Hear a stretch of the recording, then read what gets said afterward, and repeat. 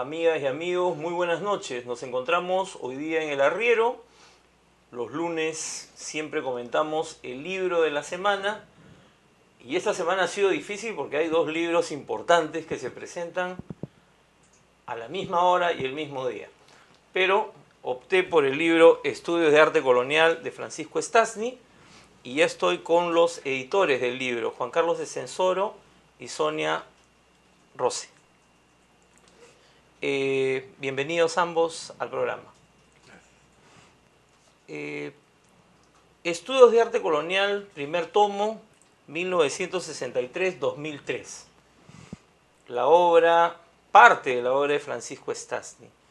Sonia, mucha gente que ve La Mula, gente joven, no conoció a Francisco Stastny. Tú has sido la principal responsable, he leído la introducción, a la presentación al texto. ¿Cómo puedes presentarnos a Stastny y lo que significó él para la historia del arte en el Perú?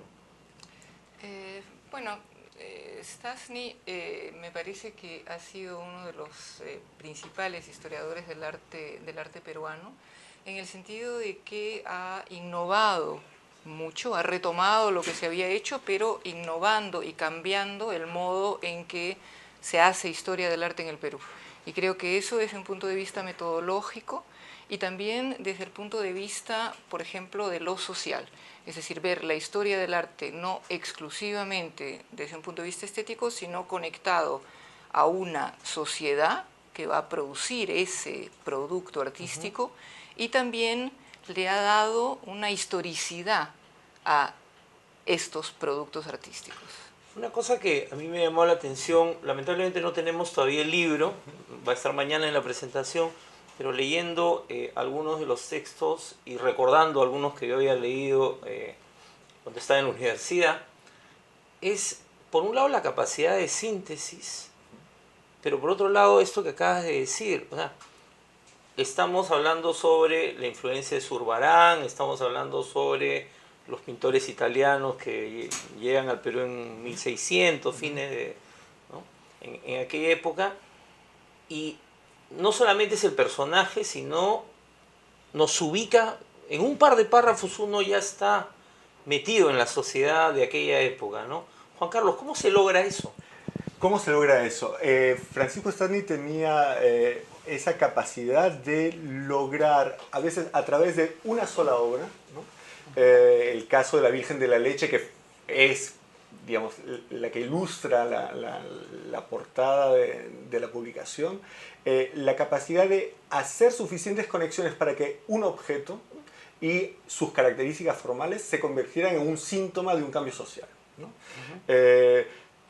Gracias a esa identificación, por ejemplo, en el caso de la Virgen de la Leche, Francis Stastny nos muestra todo un cambio de sensibilidad de lo que había sido, digamos, el experimento jesuita con los viajes por todo el Perú, por todo el sur del Perú, de Bernardo Vitti, ¿no?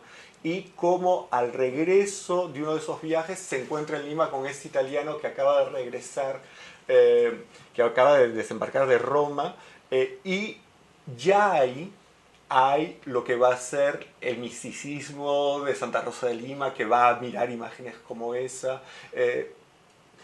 Algo que un historiador, digamos, normal, poco advertido, que no tuviese tanto la sensibilidad estética como la sensibilidad de un fenómeno social, probablemente no habría visto, ¿no? Se habría contentado con identificar la obra, describirla y punto. Y punto, sí. Una cosa que me llama la atención también es, y Stastny lo señala, me parece que es el primer texto del libro, ¿no?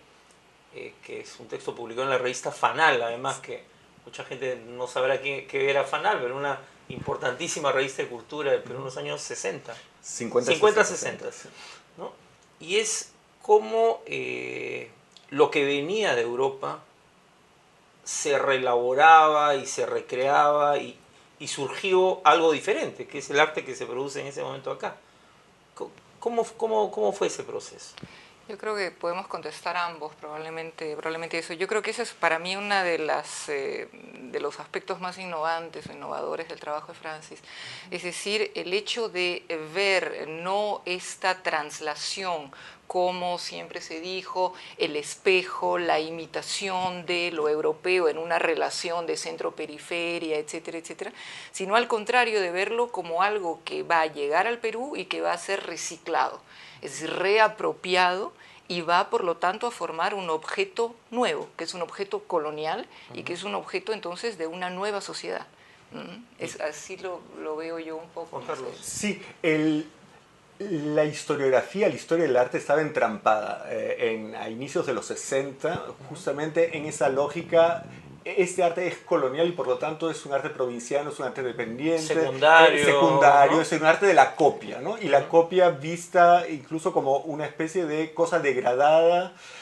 Y Francisco Stastny nos hizo ver varias cosas, algunas cosas que eran evidentes en la historia universal del arte, pero no en nuestra historiografía, que Zurbarán, todos los grandes pintores habían trabajado también con modelos grabados, ¿no? Claro. Entonces, incorporar al Perú y a América en una circulación ya en ese momento casi globalizada, diríamos hoy, de circulación de imágenes, y por otro lado, mostrar cómo había que entender el fenómeno, pero entenderlo suponía abandonar esa manera de ver. Era un prejuicio. Era un prejuicio, sí, sí. Es decir, no es eso lo que va a hacer el arte colonial más o menos interesante y valioso, sino había que recontextualizarlo de todo punto de vista, ¿no? Ahora, y en ese sentido el grabado jugaba un rol central, ¿no? Absolutamente.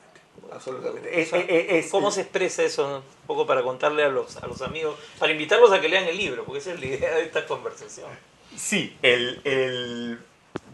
hoy por hoy nos olvidamos que ya en el siglo XV-XVI comienza la reproducción mecánica de las imágenes gracias a los grabados. Y eso va a permitir no solamente una difusión inmensa, sino al mismo tiempo va a permitir que en muchas partes del mundo, y justamente en ese primer artículo compara Stastny lo que está sucediendo en India con la circulación de grabados flamencos y los mismos grabados que van a circular en el Perú, y en uno de los ejemplos que da de la India lo tenemos también en una recreación al óleo en Quito, en Ecuador, por ejemplo. Y que en ambos casos lo que surge es algo diferente. Es algo absolutamente diferente. No es una copia mecánica. Exacto. ¿No? Y con contextos particulares, con digamos, proyectos de comunicación distintos.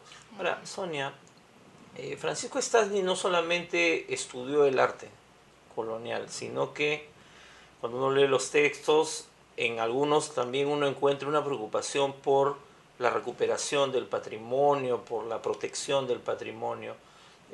Sobre ese rol, eso no es el objeto del libro, pero ¿puedes contarnos un poco qué rol jugó él? Sí, yo creo que también hablando de la importancia de él, no es solo la innovación que él va a hacer dentro del campo de la historia del arte, que creo que ya hemos tratado de mostrar lo importante que es, sino que él va a tener también otros papeles u otros roles, ¿no? Por ejemplo, todo lo que es la enseñanza.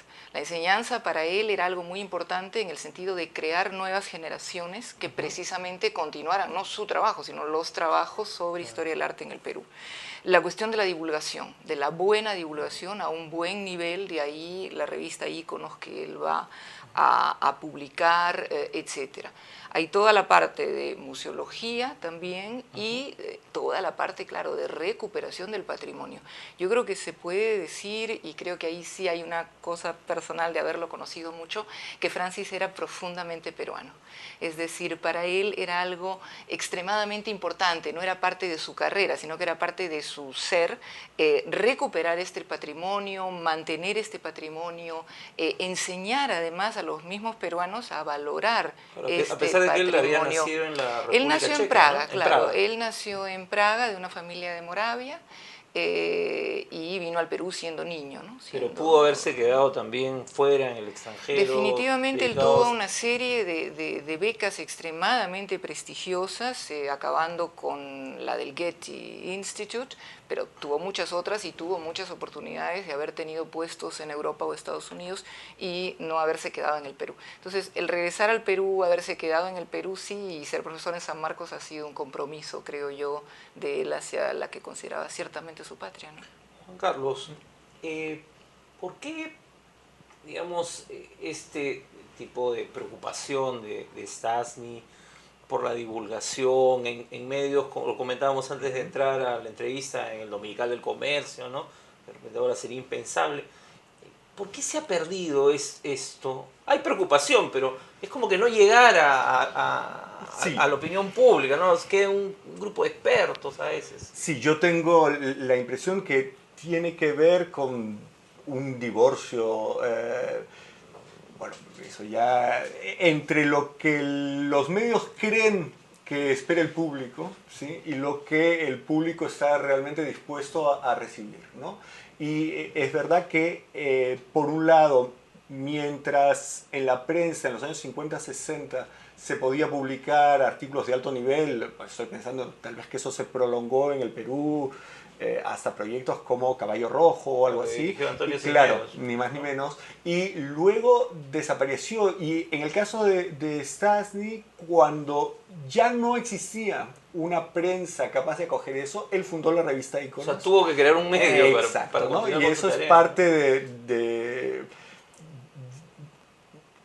de alguien, digamos, que no se conforma con ser un investigador, ¿no? Claro, Que defiende el patrimonio, cataloga obras, recorre todo el Perú, denuncia cuando hay robos, y al mismo tiempo es un promotor. es un promotor cultural también, porque él fue Exactamente. director del Museo de Arte. Fue director del Museo de Arte, fundador y director del Museo de San Marcos, se encargó también del Museo Pedro Diosma, hizo la catalogación de la colección cuando no existía ni siquiera catálogo. Ahora, ¿hay algún proyecto para, aparte de este primer tomo y un segundo que se anuncia en la introducción, hay algo más en términos de continuar revalorando, recuperando la obra de Stastny? O una idea, por lo menos, la podemos lanzar y de repente animamos a alguien. Creo que ciertamente este primer volumen es el fruto de un intenso trabajo, El segundo será el corolario. Sería interesante que hubiera un tercero donde se recuperaran sus artículos sobre el siglo XIX, eventualmente XX y arte popular, ¿no? Aunque la idea era precisamente no volver a publicar libros. La idea es precisamente poner a disposición del público peruano Lo que se y podría extranjero perder, digamos, porque los están en muchas artículos. revistas. Sí, exactamente. Pero esa es también la se idea. podría entusiasmar a algunos para que se reediten, en todo caso, algunas sin obras. duda, Claro. sin duda, son Eso importantísimos. Sí, ciertamente, las sí. obras sobre arte popular son muy importantes, están agotadas, y ahí sería necesario exactamente entusiasmar, ¿sí?, a alguien que apoyara la edición.